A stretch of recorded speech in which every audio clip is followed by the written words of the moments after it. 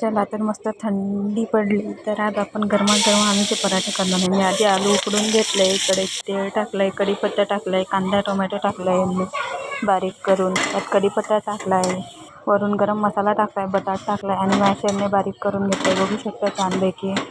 आणि इकडे मी आधीच आटा लावलेला होता तर बारीक लाटून घेतलं आहे, जसं आपण पुरण भरतो आहे तसं भरून घेतलं आहे.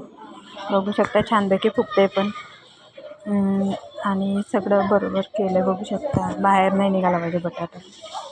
त्याला थोडंसं आटा लावला आहे आणि छानपैकी लाटून घेतलं. तर इकडं तावा तापायला ठेवला होता.